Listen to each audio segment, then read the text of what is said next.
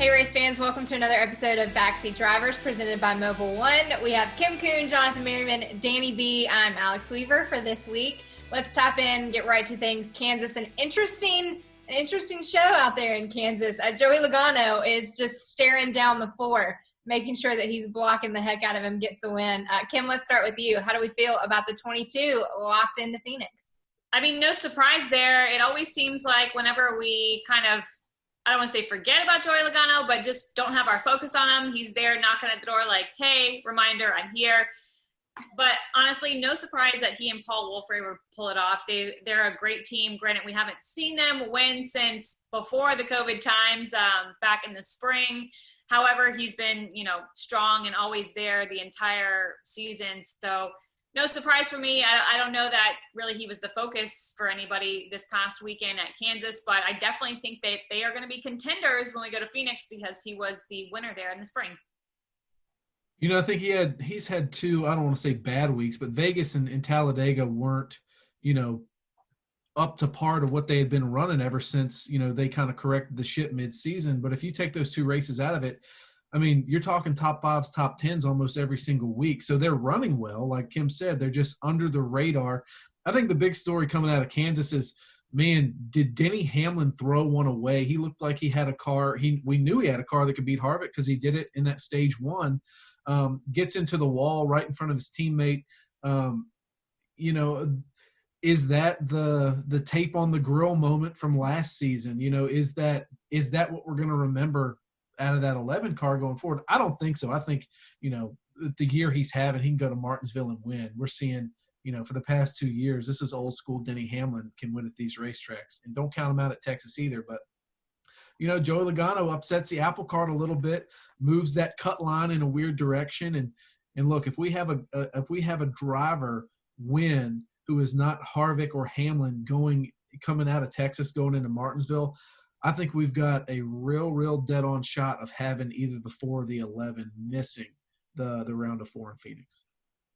It certainly feels a little bit like 2018, a few years back when obviously Joey Logano won a championship and he flew under the radar then. And now he's kind of doing the same thing here again, hasn't won since before COVID. And now here's his third win of the season. So he's in the championship 4 with only 3 wins. And all year we thought we knew exactly who to count on for the championship. We fought Harvick, we fought Hamlin, and really that's about all we've had on our mind. Now here's Joey Logano coming in saying, hey, remember me? I'm a champion too. I want to do this again. So we might be looking at that. And like Jonathan said, Hamlin kind of went down a little bit. And if he does that again in the next 2 weeks, I know the pressure is on, and obviously he knows that. It's not anything that's not in his mind, I'm sure. So he's going to know that going into these next 2 races. And Martinsville is very good for Martin Truex Jr., his teammate. It's very good for a Chase Elliott. Texas, a few guys who could potentially pull an upset on a 1.5-mile track. You got to remember, the last time we were at Texas, we saw a far crazier result that most people would admit to, with the 2 RCR cars finishing 1-2. So anything can happen these next 2 weeks. Yeah, and as Kim brought up, the latest winner in Phoenix, the last time we raced there, was the 22 of Joey Logano. And guys, don't forget, he has 2 weeks now to prepare. It's a sitting pretty place for the 22 camp because all eyes are on Phoenix. That's all they have to worry about. But now heading to Texas and to Martinsville for the next 2 weeks, and that's what will determine who will be the championship 4 competing for a title come November in Phoenix. But Kurt Busch had some engine problems, now in a must-win situation. I think there are some other drivers below the cut line who are now in must-wins. What are the danger of the 1 and others not making it to the championship 4 as we head to Texas? I think the possibility of Kurt Busch missing the championship 4 is very high. Obviously, we currently have 8 drivers, 4 of them in, 4 of them can't make it. So to me, this is always the biggest cut of the year. You're cutting the field in half. And honestly, it's a must-win for Kurt, and I don't think he wins at Texas. There's just too many drivers who are stronger at that track, and I actually don't necessarily think we'll see a playoff driver win at Texas. To Danny's point, we saw, a crazy race earlier at Texas with the RCR cars up front. So I certainly think we should consider some other drivers to be in the mix in the final laps at Texas this coming weekend, and might not be a playoff driver. Yeah, I think if you look at the top 8, I think the 1 car is probably the car that you look at and say, you know, barring something nuts happening like we saw at Vegas with the pit strategy, they're probably not going to go out and heads up beat the other 7 cars. Everybody else you look at, could Bowman win? Yeah, they've had speed. He, you know, had a really good car at Kansas. We know the 4 can win. We know the 11 can win. The potential's been there for the 19 all year long. They've just had things not go their way. And we know Chase Elliott can win. So I don't know. You hate to write somebody off with 2 races to go, but it's going to take a win for those guys. And I don't know if lightning can strike twice, so to speak, like we saw in Vegas. Yeah, I think the 2 specifically that are below the cutoff line right now that have to have this as their, you know, you have to have a home run this weekend is the 2 Hendrick cars. Obviously, Bowman has been very strong in the playoffs. He's been rather consistent, getting a lot of stage points and getting top 10s, top 5s, but that's not going to be enough for him where he's at 27 points out.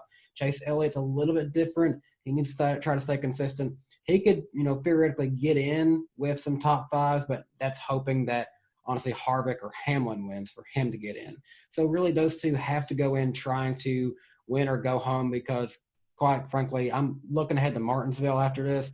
My circled guy is Martin Truex Jr. I feel like that's going to be where he gets his chance into the championship 4. So it's really interesting. You know, it's make or break it right now for a lot of these guys, but the 2 Hendrick cars, they got to have this one or else I don't think that they have the best chance to get in. But, yeah. Well, since all of us are counting out the one of Kurt Busch, it looks like Kurt Busch might be winning at Texas because that's how it goes. Okay, let's tap into our Mobil 1 driver of the week with Kevin Harvick. No doubt that he has been one of the best in the field all of 2020. 9 wins there for the 4 camp this season. Hasn't been done since Jimmy Johnson had a double-digit win season in what? I think it was 2007. So can Kevin Harvick get 10 wins in 2020? I'm going to give that a no. It's not a confident no, but I'm going to say no just because we have not seen the same dominance we saw from the 4 car and Kevin Harvick that we saw, I feel like, earlier in the season, mid-season. I feel like there's some other drivers and cars and teams that have kind of risen to the top as we've kicked off the playoffs. Now, that's not to say that Kevin Harvick has been shabby when we've been racing. They still are bringing great cars to the racetrack. Kevin Harvick, obviously a skilled driver, but I don't think it's in the cards for him to win at the remaining 3 races. Texas, I think there are a lot of different players that come into factor that can get to victory lane. Martinsville, kind of a little bit of a wild card for me. And then Phoenix is not the same as when Kevin was dominating a few years ago. There's other drivers I definitely have on my radar, including the spring winner, Joey Logano, as well as a guy like Chase Elliott, maybe even Kyle Busch. So that's a no to Kevin Harvick getting 10 wins in 2020. If it's coming this weekend. It ain't going to happen in Martinsville, and it ain't going to happen in Phoenix. You know, Weaver pointed out to me earlier in the day, he's won the past 2 playoff races at Texas Motor Speedway. But, man, I don't know. I think there are a lot of players in this thing now. I don't think that him and the 11 are as far ahead as everyone thought they were over the summer. People have buckled down, and they're starting to figure this out, and they're bringing fast stuff to the track every weekend. Granted, it was super cold at Kansas, and I think that threw everybody for a loop. But, you know, can Kevin do it? Yes, I think Texas is his best shot. Will he? No. And that doesn't mean I don't think he's going to win the title either. So things are weird. Kevin get 10 wins? I'm going to say yes. Do I think it comes this weekend? Not necessarily. I'm kind of looking at Phoenix theoretically. But for him, I think this race is very important for him to continue to have top 3 strength as he's had the majority of the year in playoffs, because this race, in my opinion, back in 2017 was where we saw the revamped Kevin Harvick that we have today, because the 2017 season was a year where he kind of flew under the radar for a lot of people. In fact, I think when he won that race, it was only, his 2nd or 3rd win of that season, but it propelled him into the championship 4 when a lot of people didn't expect it. And now, ever since then, he's been this dominant force that we know today, and just truly the best veteran in the sport at the moment. So I think this race is important to him. I'm sure he wants to get that 10th win, but do I think it's going to happen this weekend? Maybe not. Well, I'm disagreeing with all three of you. I'm going to go really far out on a limb here and pick the driver who's won the last 2 playoff races at Texas and make it a third. I'm going Kevin Harvick wins this weekend. I don't know why. It's just hanging fruit. So here we go. Okay, let's get into our race day picks, this or that. So this is just for Texas this upcoming weekend. So are we taking – I already kind of know the answer to this. Are we taking for the winner Kevin Harvick or the field? Kim, you start. I'm going with the field, just like I did last weekend when it was Denny Hamlin versus the field. Chose the field.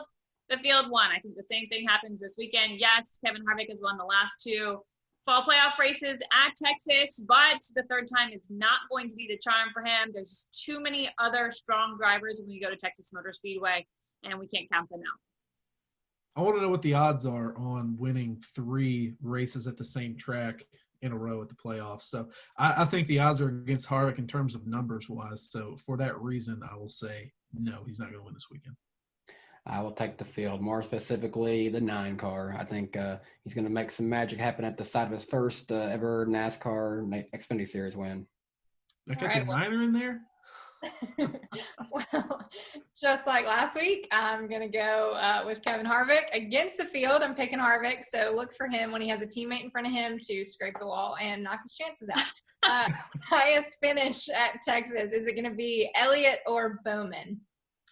I'm going to go with Chase Elliott. He's the only driver to have led in all 7 of the 2020 playoff races. I think he leads again coming this weekend, and I think ultimately finishes higher than his teammate Alex Bowman. I think if we would have had 2 or 3 more laps at Kansas, Bowman would have won that race. So I'm going to take the 88 of Bowman.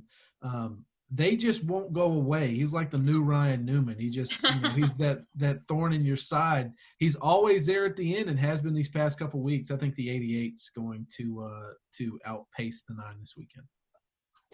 Pains me to say this because I would love to see the 88 win and get to compete for the championship at his home track, but I am going to take the 9 car because I got him winning this weekend. Oh, Danny B. We won't tell him. All right. What about I'm going to go with Elliott has a higher finish. I do like the 88's chances. He's had a lot of speed, but there's just something about the round of 8 knocking on Chase Elliott's door that I think he wants to head to Phoenix. All right, top 5 finish for Texas. Is it going to be Martin Truex Jr. or Brad Keselowski? I'm going to go TRUEX, and that's because I don't really feel like we've seen complete consistency from Brad Keselowski. I was looking at the Kansas finish. He finished 4th, but surprising that it was his second top 5 finish in the last 12 races of 2020. So I don't want to call last weekend's top 5 a fluke, but Keselowski certainly not performing, in my opinion, to playoff contention. So I'm going to go with TRUEX. TRUEX is my pick to win, but I'll argue with Kim for the sake of arguing with Kim. Of Brad course you will. Keselowski is a counterpuncher. He is, a contrarian through and through. His teammate just won. He's mad about that. I mean, yeah, he's happy that Roger Penske has a car racing for a championship. He's a company guy. But Brad wants to be the guy at Penske. So I think that might motivate him just a little bit. I mean, he capitalizes too. I mean, when something goes wrong for other people, who's there? It's Brad Keselowski. Some way, somehow finds himself at the end of these races. So, I think I can make a case for the 2, being there at the end too, and maybe coming home with a win. So you have your winner not getting a top 5 finish, but winning? Hey, there are no rules to this game, right? All right, Danny B. I'm going to Martin Truex on this. A couple of years ago, he was the mile-and-a-half king, and I think this is part of his surge to get him into the championship 4. All right, 2 of the fastest cars from Kansas. 1 hit the wall, suffered some damage, didn't get it done. The other one is the winner. But who is your stage 2 winner at Texas? Is it going to be Denny Hamlin or Joey Logano? Got to go with Denny Hamlin. Yes, he's coming off an unfortunate situation from Kansas, but I think they kind of regroup. Plus, Denny has been the better stage winner all year long versus Logano. I think Denny's got 10 stage wins versus Logano's 6. So Denny knows how to get it done when it comes to winning stages and winning races. So Denny Hamlin.